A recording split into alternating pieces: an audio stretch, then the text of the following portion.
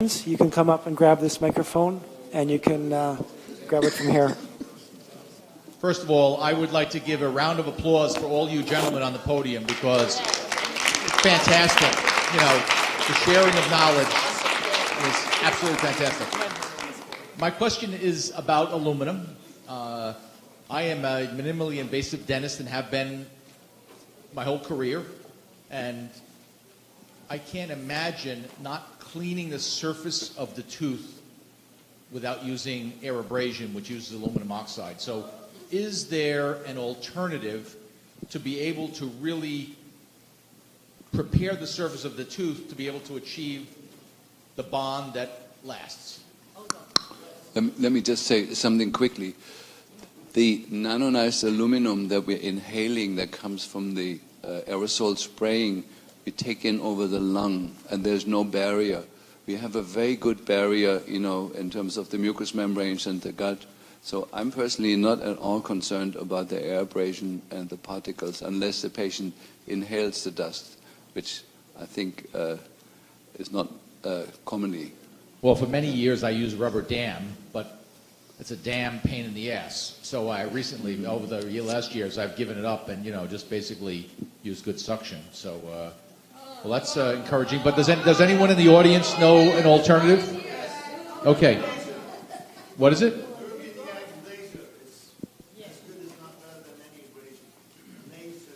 I have an Erbium, you know, so...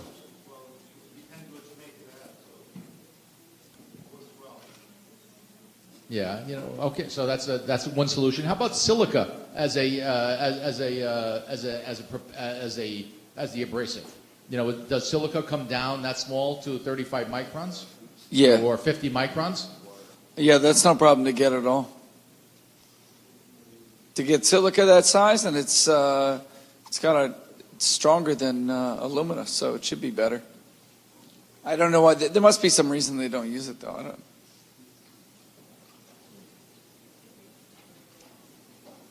Of course, we're inhaling it, and do I like to wear my mask? Yeah. No. If I can just make a comment, you know, aluminum by itself, when we've tested, you know, different forms, not very toxic. But if you have aluminum in the presence of mercury or thimerosal, it's incredibly toxic. It enhances the toxicity of that. It's a chemical reaction. And there was a study done a long time ago where they were using thimerosal in the form of methylate to put on wounds that they were going to do surgery on a patient. They put the aluminum what do they call them? Electrodes, cathodes, on the people, and they burnt holes in their skin because the ethyl mercury went up to the aluminum, reacted, became an oxidant, and caused heat generation and damage.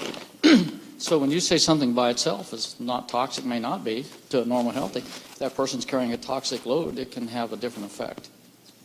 And so I think if you have really healthy people, I wouldn't be too concerned about using aluminum oxide. But if I had somebody that was borderline and very toxic, I could see where you used to have some concern. I'd look into the silica, see if you can find it. Okay, well, thank you very much. Question up in front? First of all, I've read a bit about silica, and I don't know what form of silica is really being talked about because all I know is silicon dioxide, and I thought that was a really strong carcinogen if it was inhaled. Well, it's just an irritant into the lungs, and that's causing the problem that causes silicosis in the lungs. But I don't think anybody's talking about nebulizing silicone particles. And so when you hear me talking about silicon dioxide, I'm just using it as a carrier to bring thiols through the GI tract. When you hear George Fletcher's talking about it, he's talking about using a solubilized form that can get into circulation. What Dietrich is looking for is a solubilized form that can get into circulation and push aluminum out of sites that it's sticking into. But nobody's talking about inhaling it, and you shouldn't.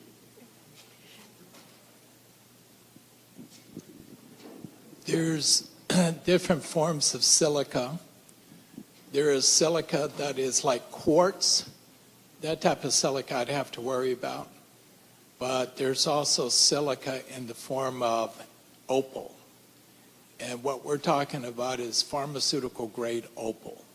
This is the silica of choice in both animals, plants, and humans. So if that silica gets into your bloodstream, no problem.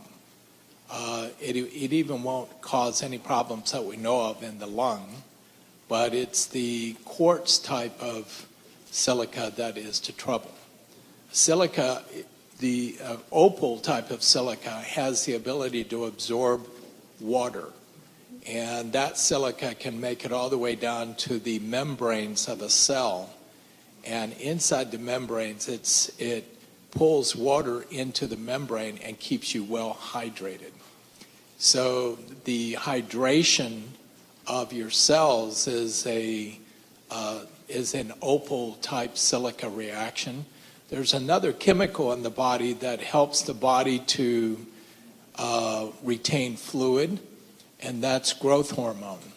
If you look at growth hormone as you give growth hormone to older adults, you will see that these people complain about being dehydrated, their skin is dry, their skin is hanging on them, and so on. And when you give them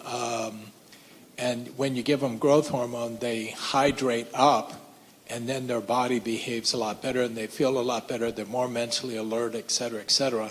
Well, we're doing the same thing with opal silica in the sense that we're hydrating the cells, and we have better hydration, and the body behaves just like it does when it's under the influence of growth hormone, except growth hormone costs $800 a month to take, whereas the silica costs only like $20 to $40 per month.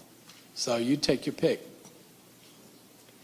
And also, I have a question about detoxing and trying to get these molecules to pass the cell membranes. And once they go in, why do we have to really worry about them coming out? I mean, a cell membrane, cells don't have an infinite life, and eventually they break down and all the particles or the building blocks flow out into the cytoplasm. Do these particles get recycled again and go into new cells, or do they just get One of the extruded? unique things of opal silica is that it gets filtered through the kidneys, and the filtration is equal to the glomerular filtration rate, which means that as the kidneys work really well, the more you can get these toxins out of the body. So this question is really for Chris or Russell. Thank you all very much for the presentation. You talked about exogenously amping up our glutathione and keeping it in reduced form. For those of us in particular who oftentimes we use IV vitamin C's in our practices, especially at the time of mercury removal and maybe shortly thereafter, would you still continue to recommend that as a way to keep the glutathione in its reduced form, and or would you augment that with lipospheric glutathione? What would your particular... Yeah, I would do both. Yeah, I mean, we have a lot of dentists that use liposomal glutathione for their patients before and after the treatments that they're giving them. I mean, IVC is awesome, but not everybody's going to set up and do it during these procedures. For those people, we tell them to give them liposomal C as well. But even if you're doing IVC, I would give them glutathione as well. And especially something that the beauty of a liposome is it's something you can take home. You take it home and you do it every day. You do it throughout the day. And it's with all these things, especially if you're sick, it's better to nurse these things in through the course of the day than to just give a big bolus dose. So, I mean, I tend to think more about an IVC as an acute intervention, in the face of infections or something acute that you're doing like an operation, or, in the course of cancer. And these other as day-to-day nursing the situation, nursing the biochemistry back to health, or protecting it against, things like your dental work that you're doing for it. Just a couple of points. Glutathione is not taken up by cells. It has to be degraded to a dipeptide before it can be taken up to the cells, and the cells then make the glutathione. If cells are making the glutathione, then I want the cell environment to maximize glutathione synthesis and recycling. Alton Meister showed very elegantly that the best way to raise glutathione is to keep the redox low with ascorbate. You can do that with C-cleanse, or you can do that with IV ascorbate. The best way to raise glutathione in the cell is to have ascorbate set a healthy low redox and then enhance glutathione synthetase production as well as glutathione synthesis from the substrates. After you get to 100%, how much higher do you want to go?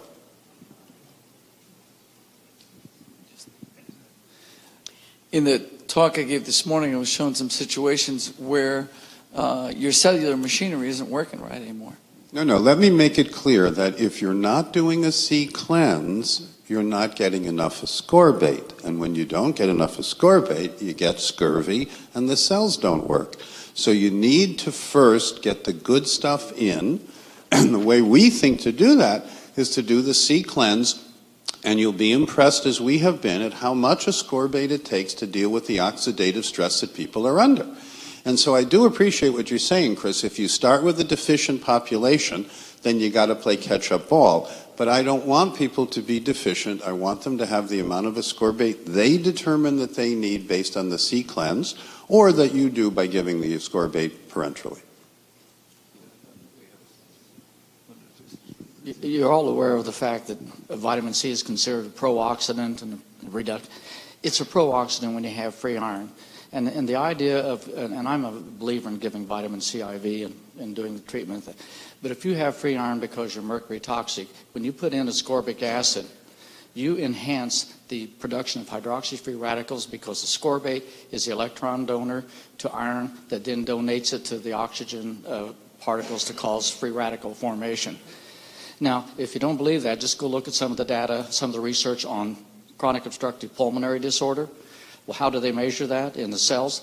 They take vitamin C and they watch vitamin C with either iron or copper producing hydroxy-free radicals and reducing a compound that shows that it's producing it. So in certain conditions, vitamin C is totally great. I'm all in favor of it. But if you're iron toxic, mercury toxic, iron release, you got real problems if you take a lot of it. Do you have an opinion on what level you have to get to before you start having those problems, whether oral is going to get you there or if it's only under an IV scenario? I haven't a clue. All right. With all affection and respect for my friend, hemosiderosis is an iron overload condition. Hemosiderosis exists when the iron is ferric and oxidized. If ascorbate and ferric iron induced Fenton reactions in people, then when I gave 50 to 100 grams of vitamin C to hemosiderotic patients because the FDA had told me it was the treatment of choice, I should have killed them. The Fenton reaction was studied in Milan a few years ago at femtosecond speed. This is 10 to the minus 15 seconds. They could find no evidence of Fenton reactions in biological systems. Now, in the test tube, you get it, without question.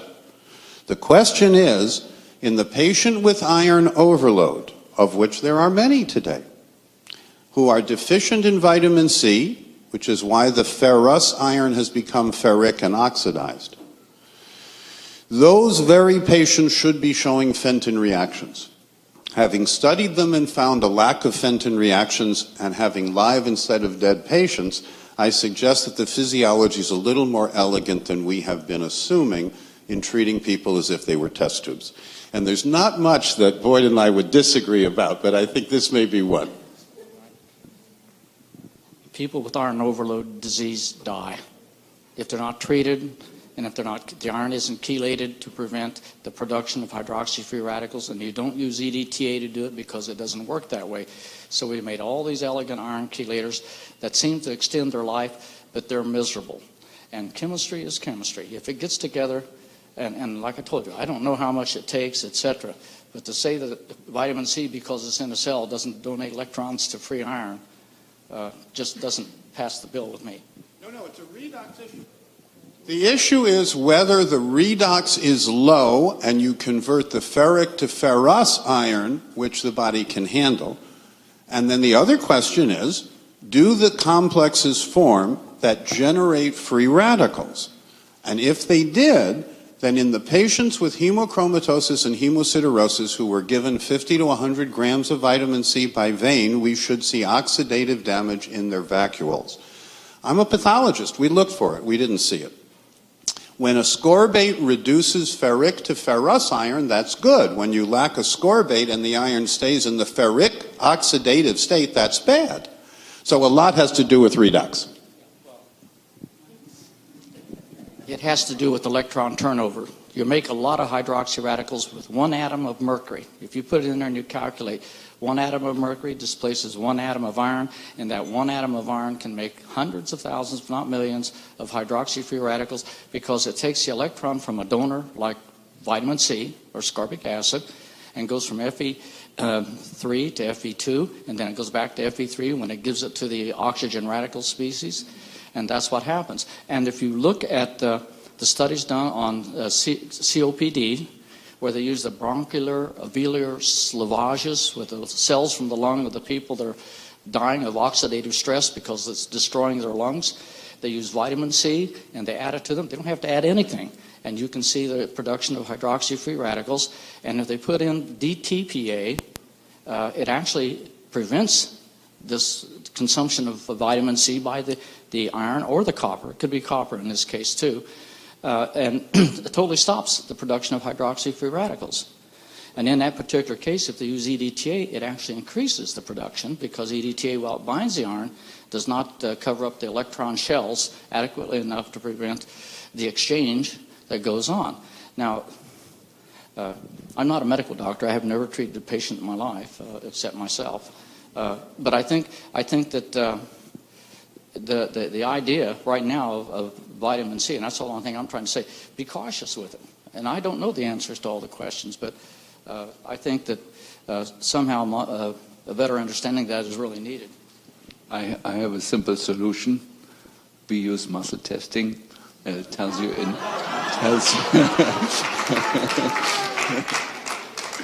and you know in 30 seconds whether you should titrate to bowel tolerance, which we often do, and sometimes it's not the right thing. But also what emerged with muscle testing, EDTA rarely tests as something that people need. I think TTPA often comes up. OSR, when it was available, was huge. Anyway. Question for Dr. Fletches.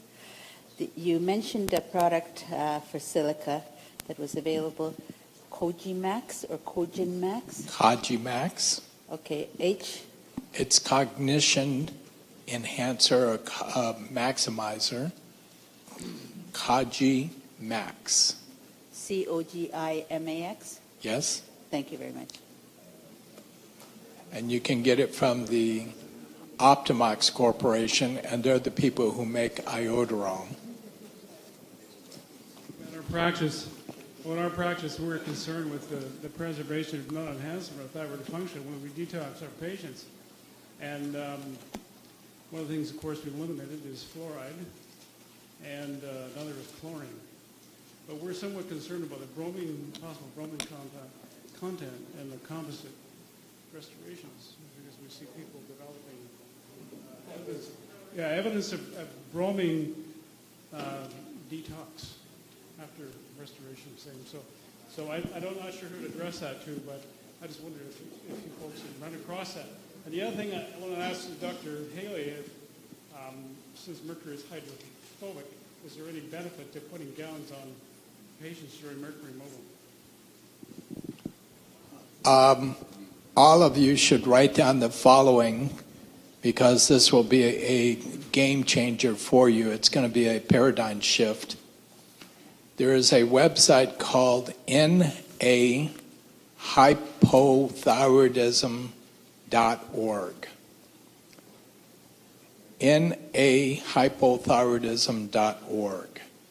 And this is a website that tells us about how to measure intracellular hypothyroidism.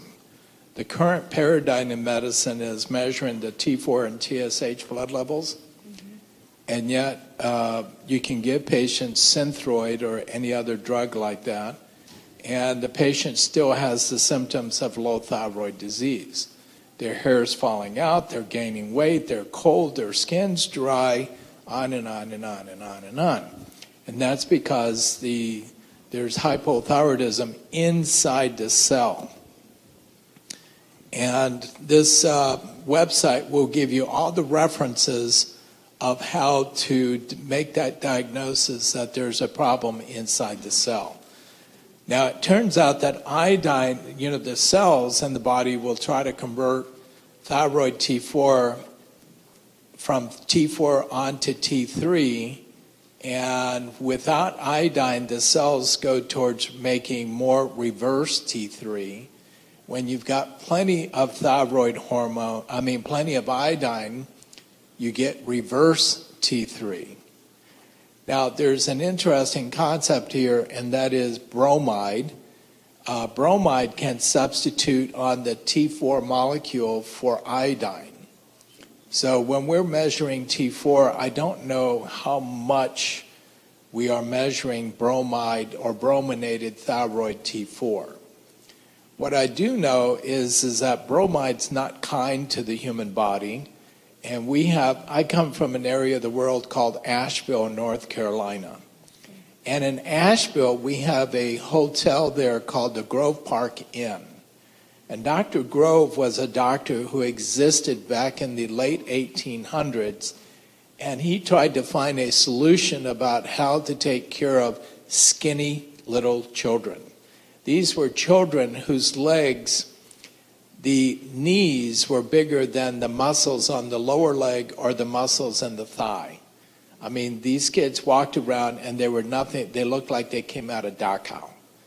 And these were the children in the Appalachian area in the late 1800s. Dr. Grove developed a product called bromoquinine. And if you go to the Grove Park Inn, you will see this picture of a little pig with the face of a child. And on the label of the bottle, it says bromoquinine, guaranteed to make your little children as fat as little pigs. Okay? Now, having said that, he gave this product, and sure enough, it would fatten up all these little Appalachian children. Because bromide will slow down the metabolism, and it literally will make you fat. Having said that, there is a product on the market that was introduced in 1964, and it's called Mountain Dew. Mountain Dew is loaded with bromide. And what ended up happening is that from Nashville, Tennessee, to Asheville, North Carolina, in that corridor right there, the average teenage boy, age 9 through age 15, drinks an average of 5 big, tall bottles of Mountain Dew on a daily basis. And you wonder why there is so much obesity among our teenagers. It's the bromide that's coming in from the food. And now, just lately, one of the fast food companies is getting ready to introduce a new dip for your chicken wings that's Mountain Dew flavored chicken wings. I kid you not. That stuff is going to be loaded with bromide. And bromide is toxic to the intracellular mechanisms. And when it gets in there, it is very, very, very difficult to get out. The only thing we have is iodine to push the material out. My son went to a local high school, and they had, in the commons area, they had 13 vending machines. And I walked in there and I looked at these machines. 11 out of the 13 dispensed nothing but Mountain Dew to all those to all those high school students. Okay? And I went and talked to the principal, and I said, you know, how often do you have to fill those, you know, your vending machines? And he said, well, the ones with the Coke and the milk and the water, we maybe filled them up once a day. That's only 2 out of the 13. The other 11 that were serving Mountain Dew, he says, we have to fill those machines at least 4 times a day. Okay? That tells you something about how loaded the American teenagers are becoming with bromide. This stuff is not benign. It is very toxic to the cellular systems of the body, and the only thing that knocks bromide out of the body is iodine. I don't know that it's addictive. You know, one of the problems of bromide is that back in from 1920 through 1960, we had a product out there called Bromo Seltzer. Some of you older doctors will remember this. We had problems with people drinking a lot of alcohol, waking up in the morning with a bad headache, and they would take Bromo Seltzer. Right? Okay. Now, look up the word bromism in your medical dictionary, and you will find out that bromide is used to, number one, in fact, the British Army would take and give tea bags to their British soldiers going out, and in order to decrease their sex drive, they were putting bromide in the tea. You can find that on the internet. Wow. And bromide will literally atrophy testicles. Wow. It will decrease their sex drive and so on. Bromide gives you bad breath. Bromide gives you cardiac arrhythmias. Bromide causes belly pain. I mean, bromide can give you an acute paranoid psychosis, i.e. acute paranoid schizophrenia, and 20% of all schizophrenic admissions into U.S. hospitals from 1920 through 1960, 20% of those people that were being acutely put in were because they were taking too much Bromo Seltzer. Bromo Seltzer was felt to be toxic to developing fetuses, and it was taken off the market in about 1961. 3 years later, bromide came back out on the market as the bromide. It's called brominated vegetable oil in Mountain Dew. And now they're putting brominated vegetable oil into grape flavored sodas. They're putting it into the citrus flavored Gatorade. I'm telling you, read your labels. And pizza dough.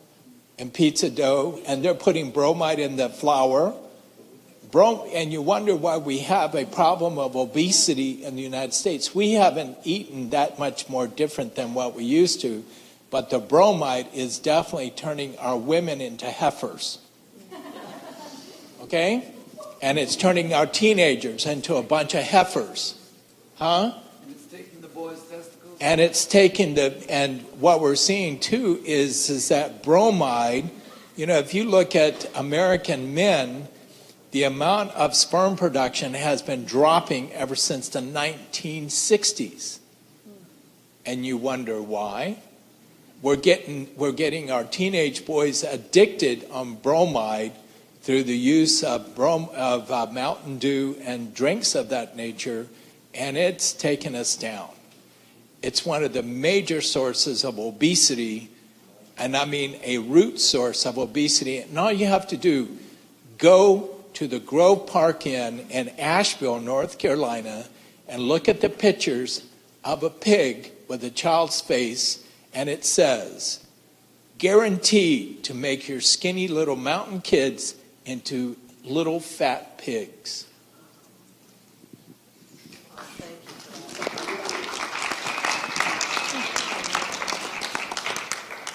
This question is for Dietrich.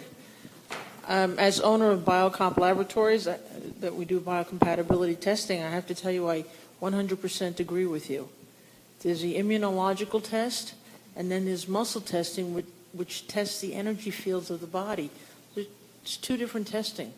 So we do both. We do the biocomp testing, and then we find out, well, which is the least of the least by using muscle testing.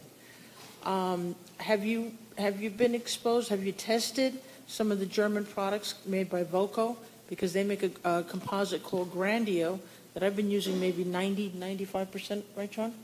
95% of the time because it tests so well using muscle testing. And it doesn't, as far as I know, it does not have aluminum. And we've asked the company for their sheet of ingredients. It does not have aluminum in it. And I think it's a very good product.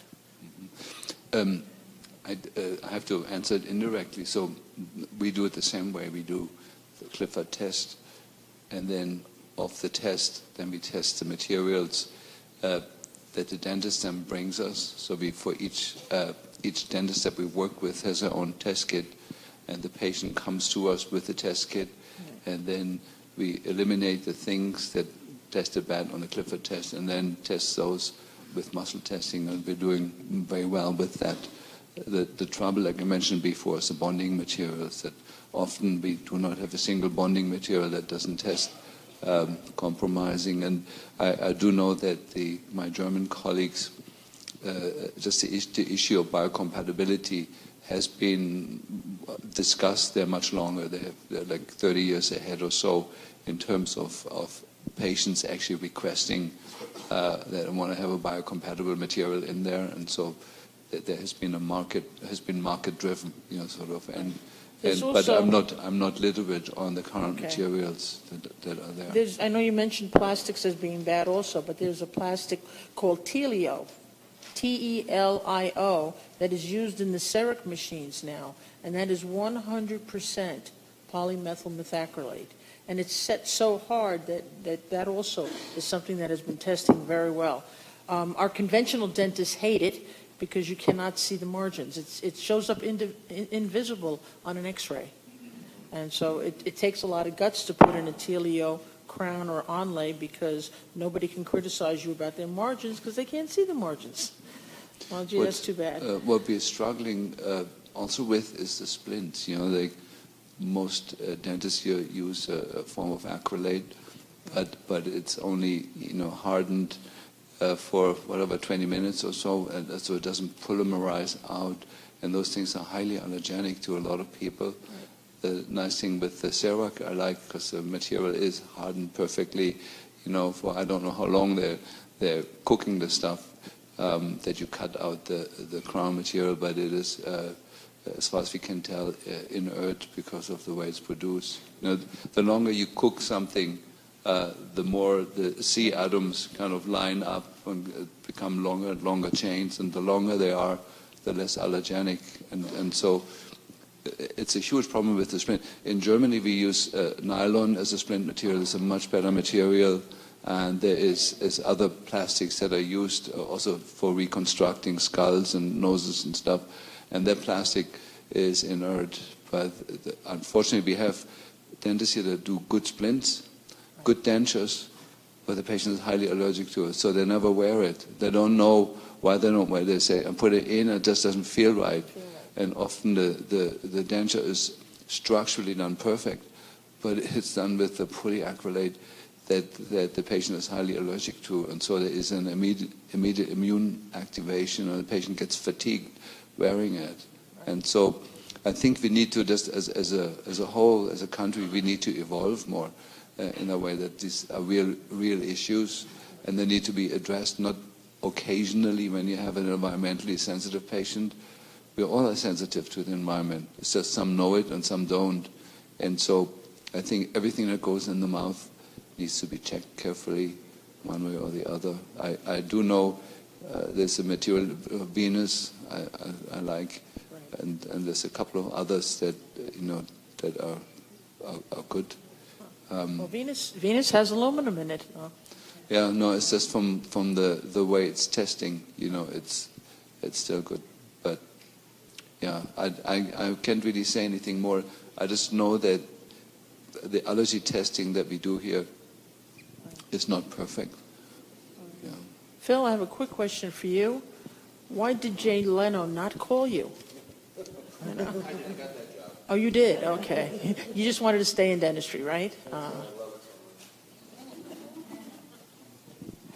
I'd like to ask you a quick, all of you have seen the news from the CDC that the infant obesity rate has dropped 43% in the last 10 years? And they say they don't know why. Do all of you remember that 10 years ago we took thimerosal out of infant vaccines? And if you inject a rat with mercury and make him toxic, he becomes very fat because he doesn't move. And I would like to have your thoughts on that. That's just my thoughts. I don't know if that's true or not.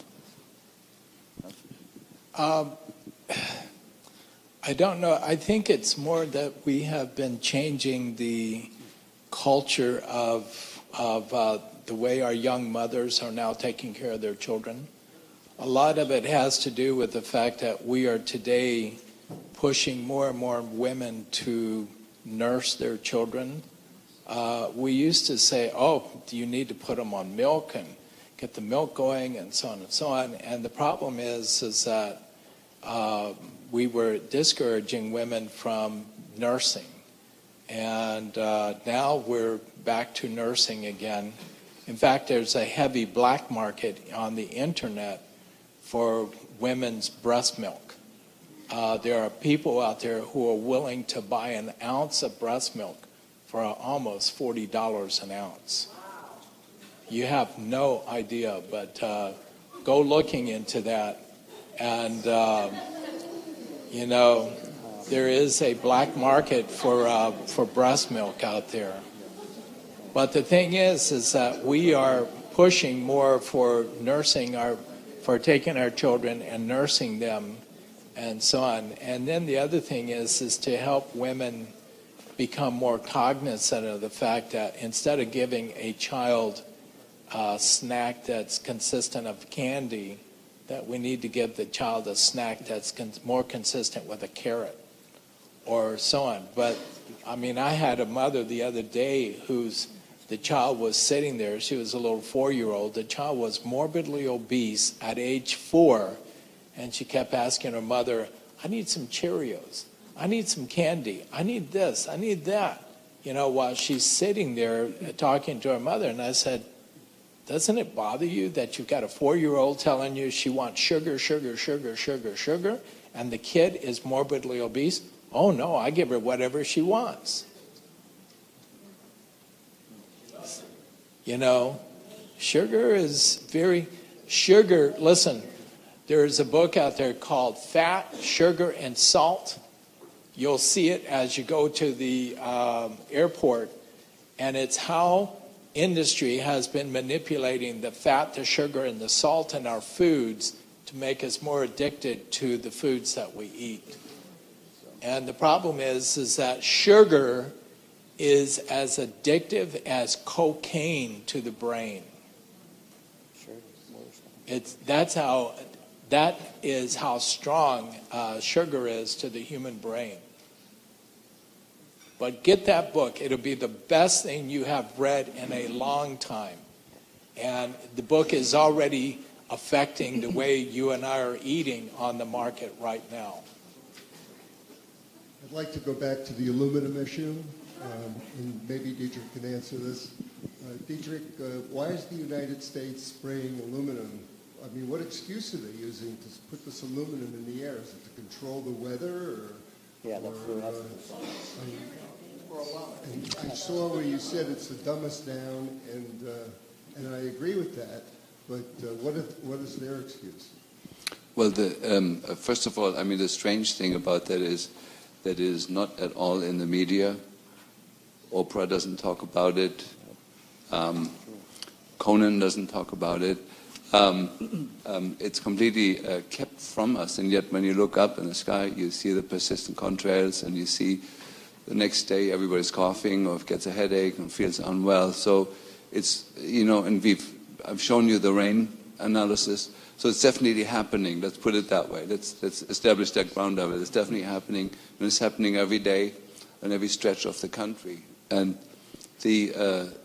from what we know about the background information, it's run by the military, so it doesn't have to be disclosed to the people. Under the Patriot Act, there are certain exceptions.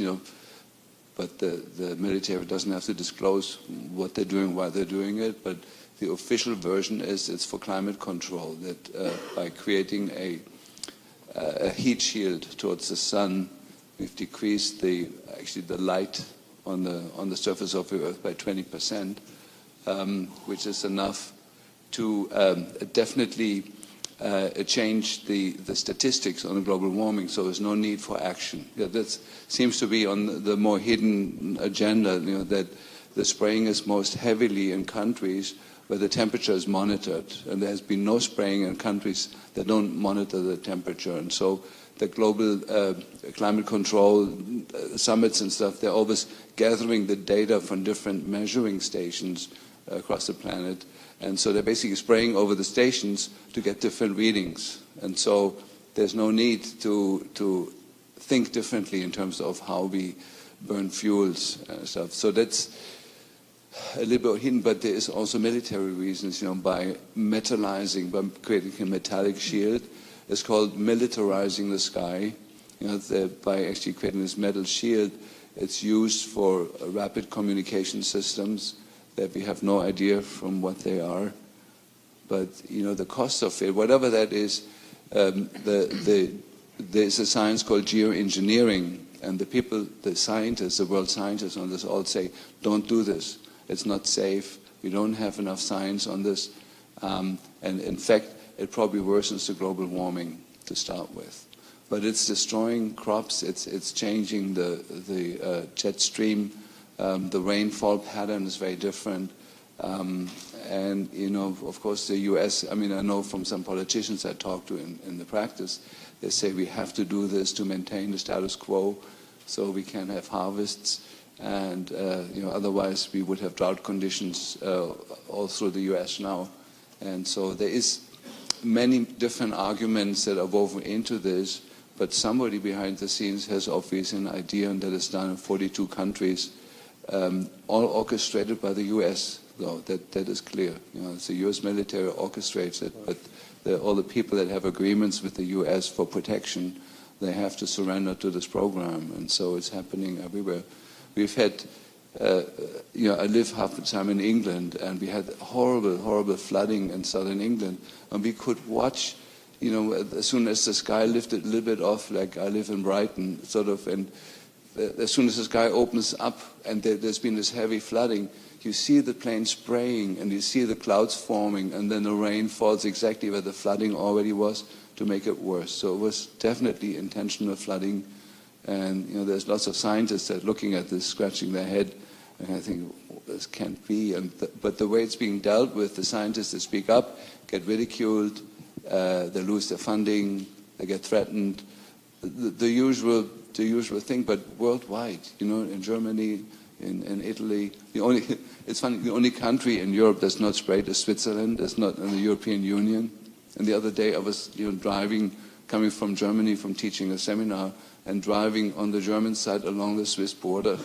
And you see the planes just exactly lining the chemtrails across Germany, but stopping where Switzerland is. So there is this dirty cloud cover there, and then clear blue skies on the other side of the border.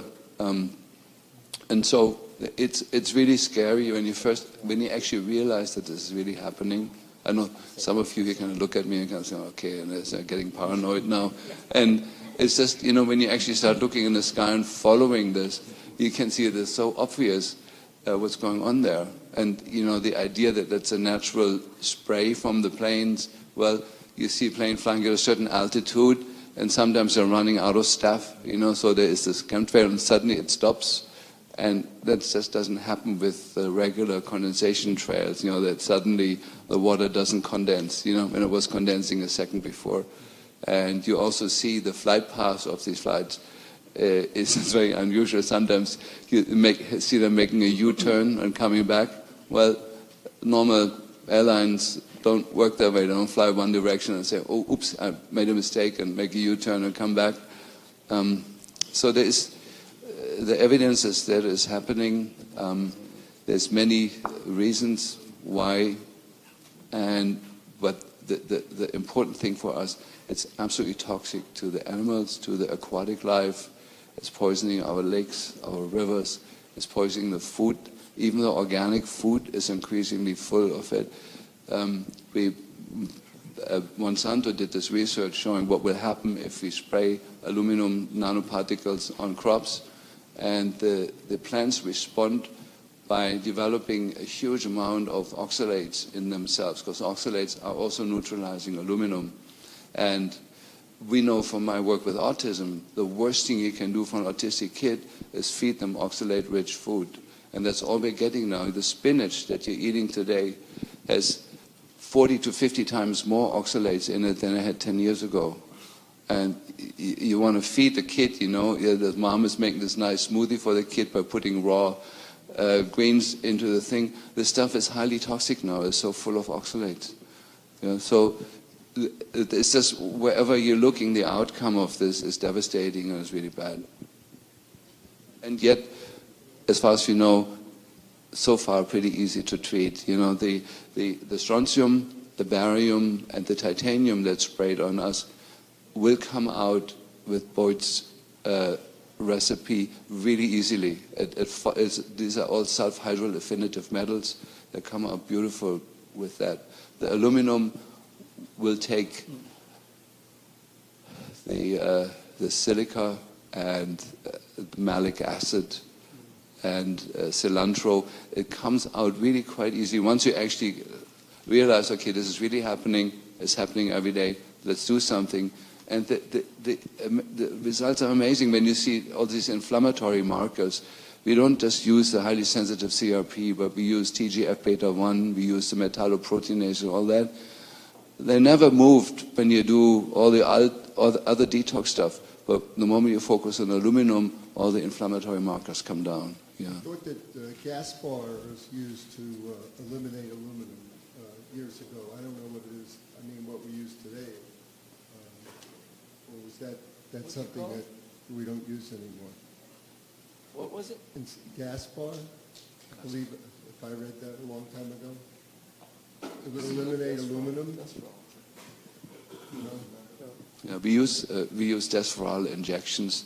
They're kind of convenient. It's the sub-Q, and they're really easy to do once a week. But Desferal can have some, you have to watch the kidneys, and has some implications. It has other side effects. And we're not impressed with it. But when the iron goes up, that's when we use it. Thank you. Thanks. We've got some dinner plans in like 5 minutes, so I just want to end with a final.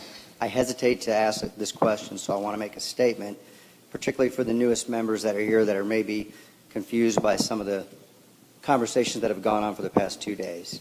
So Dr. Klinghardt mentioned a great article by Dong Jai in 2012 on tooth loss and cognitive impairment, and there's more than that one. I've read several on that, and it brings up a really good point for some of the conversations we had about taking teeth out so easily when you have problems with them. So people can argue that they can make partials that maybe have the same masticatory functions, but they'll be hard-pressed to convince me and others that it's the same proprioception. So maybe the two dentists that are up there, what say you on that? If we're taking out so many teeth, what are we doing to our cognitive impairment, our function, our...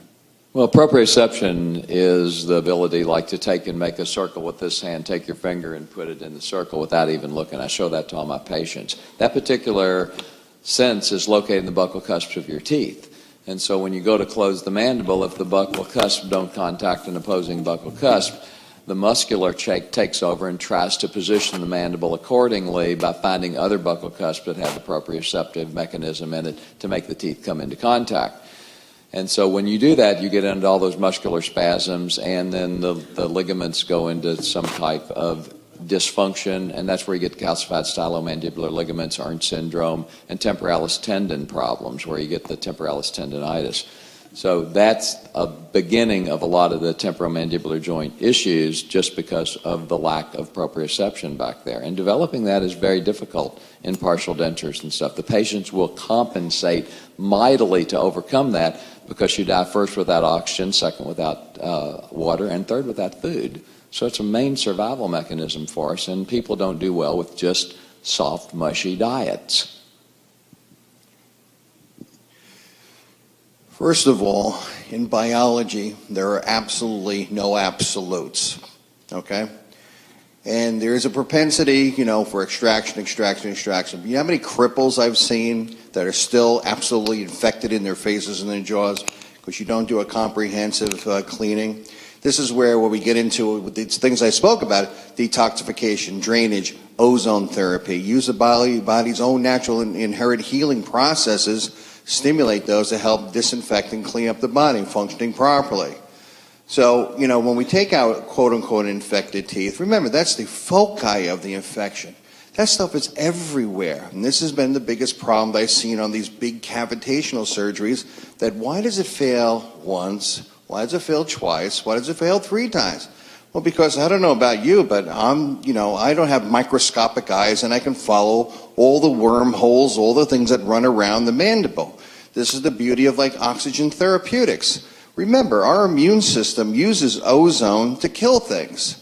Neutrophils actually make ozone to kill the bugs. We always thought, a neutrophil or macrophage comes along, grabs a bug, sucks it in, does, kind of that little foot thing, which is cool, pulls it in, and enzyme systems take over and dissolve it.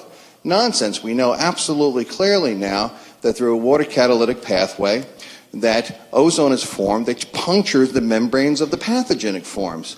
And it's always interesting now, at Scripps Institute, they always wonder, well, why are neutrophils so packed up with vitamin C?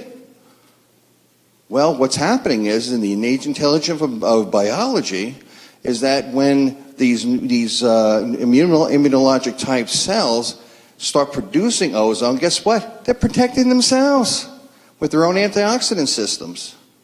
So if we're smart enough, I'm a biologic dentist, we'll start practicing biology.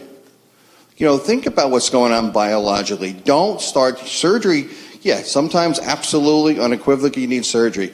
What I teach the docs today with this cavitational stuff, I says, listen, there's a great concept called preconditioning the patient. You know what you do? Treat these lesions for 4, 5, or 6 weeks with ozone. The ozone carries a negative charge. Inflammation, infection is positively charged. It will run all over the place 3-dimensionally, clean up the area, draw the infection back into this true focus, and then you know what? Great, go back a month later. This thing's been laying around for about 10 years. So another month or so is not going to matter nothing. Then if you have to do the surgery, which most times you don't, if you have to go surgically go in there, what you do is you flap back that gum. Guess what's going to sit there? Like a little ball of granulation tissue. Scoop it out, and you did a service. And then follow that process up with ozonated oils. Extractions are very important.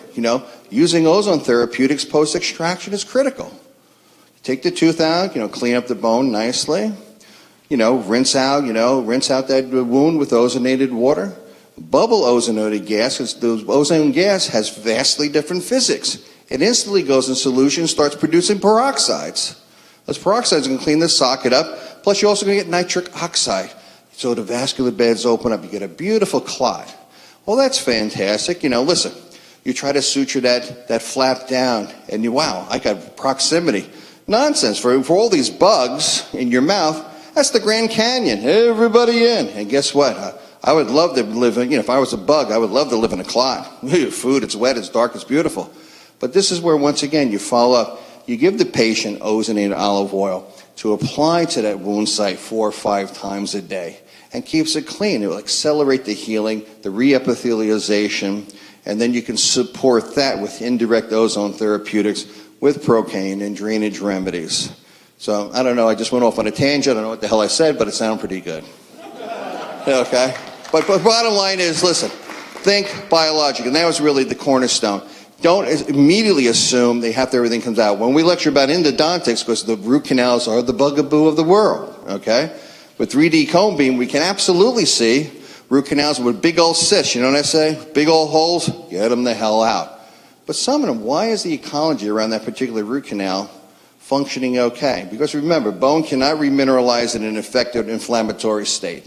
It is physically impossible. All the minerals that go on the organic matrix of the osteoid are positively charged. Infection and inflammation is positively charged. How we measure our success on these cavitational things is we see remineralization. Once I see remineralization come back in, what does that mean? The infective component is removed. Well, the docs will say, well, that bone isn't as dense as the other one. I don't give a crap. The fact that, what's our real goal? Get the infection out of the person's head. We see the bone remineralizing, guess what? No infection. We're taking one last question, and then we're done. Thank you. So I have a question about a lot of patients are using methylated lozenges, methylated supplements. And is there a process with a patient that has mercury fillings using methylated lozenges? Is that potentiating the release of mercury in their mouth? And are those contraindicated for That's been a long question, and people ask me that all the time. Methyl B12, methylating mercury in the oral cavity. Now, probably within a week or two, we'll sort of slam the door shut on that, or open on that, as my staff has strict orders to swish methyl B12 into a bunch of people's mouths who have amalgams, and see if we can make methyl mercury. Now, I made methyl mercury using methyl B12 in a test tube for making pure isotopes for doing some work in graduate school.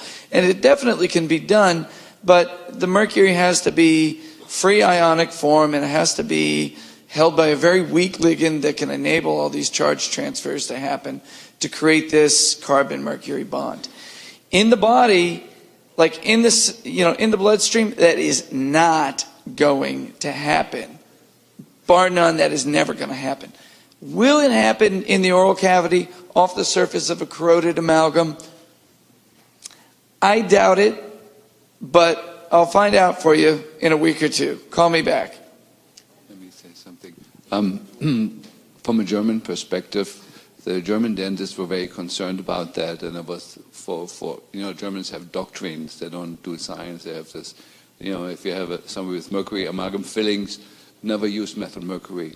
But that was solidly refuted like a few years ago when I actually looked at this in a large group of patients, see if there's any problems, and there wasn't. And likewise, what we do, we put people on methylated folic acid and SAMe as methyl donors, and you actually have to have them on methyl donors while they're going through the mercury detox, because without methyl groups and a functioning methyl cycle and methylation of DNA, you're unleashing the viruses and everything else. And so we have a substantial number of years of experience personally in our office of giving methyl donors while people go through the amalgam detox without any problems.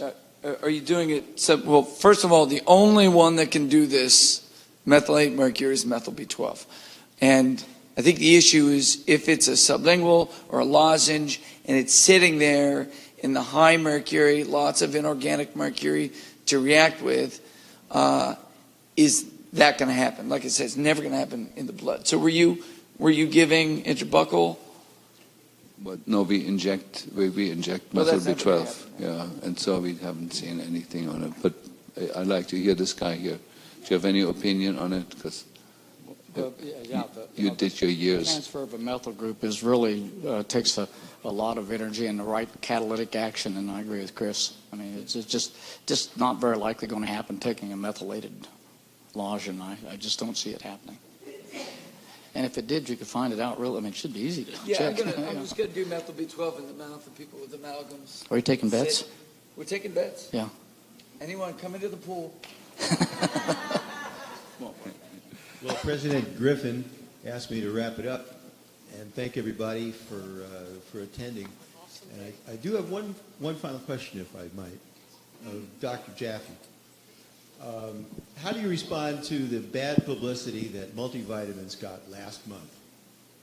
I've written up a rather extensive article, which I'd be happy to send anyone who's interested. The basic message is that when you try to fool the body with synthetic forms of nutrients with poor bioavailability and functionality, you get a mess.